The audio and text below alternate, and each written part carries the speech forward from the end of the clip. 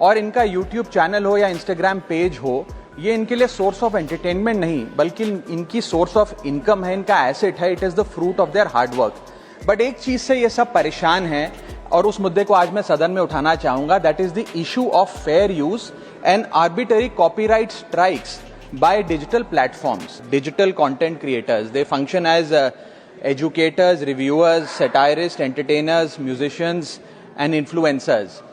ये सही मायने में सर भारत के ग्रास रूट कम्युनिकेटर बन गए हैं और इनका यूट्यूब चैनल हो या इंस्टाग्राम पेज हो, ये इनके लिए सोर्स ऑफ एंटरटेनमेंट नहीं बल्कि इनकी सोर्स ऑफ इनकम है, इनका एसेट है। It is the fruit of their hard work. But एक चीज से ये सब परेशान है और उस मुद्दे को आज मैं सदन में उठाना चाहूंगा, that is the issue of fair use and arbitrary copyright strikes by digital platforms.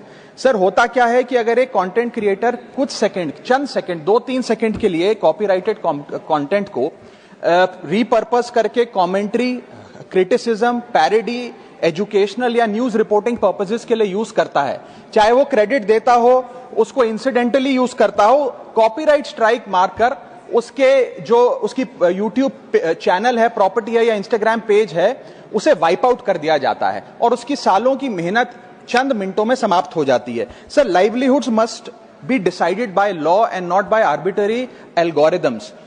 Sir this by no means that one is against copyright holders. उनके हार्डवर्क और ओरिजिनलिटी को रिस्पेक्ट करने की जरूरत है, लेकिन यह समझने की जरूरत है that fair use is not piracy.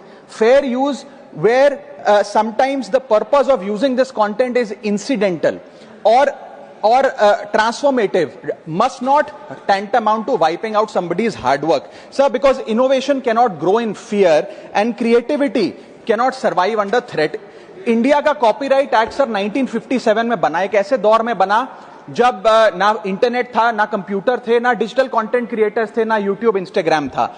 And this act lacks the very definition of digital creators. ये फेयर डीलिंग की बात करता है, लेकिन फेयर डीलिंग की बात किताबों, मैगजीन और जर्नल के कॉन्टेक्स्ट में करता है, जो उस दौर की इंफॉर्मेशन डिसेमिनेशन के सोर्सेज थे, ना कि आज के दौर की। इसीलिए मैं 3 मांगे आज सदन में लेकर आया हूं। मेरी पहली मांग है, amend the copyright act of 1957 and define digital fair use. परिभाषित करिए कि ट्रांसफॉर्मेटिव यूज क्या है, जैसे कि commentary, satire, critic, explanation. Define करिए कि इंसिडेंटल यूज क्या होता है, कि अगर बैकग्राउंड में ऑडियो विजुअल चंद सेकंड्स के लिए चले तो वो इंसिडेंटल यूज है या पूरे कंटेंट को वो वाइप आउट करें। Proportionate use, educational use, public interest use and non commercial use की परिभाषा देने की आज आवश्यकता है। दूसरी मेरी मांग है sir, bring in the proportionality doctrine in copyright enforcement.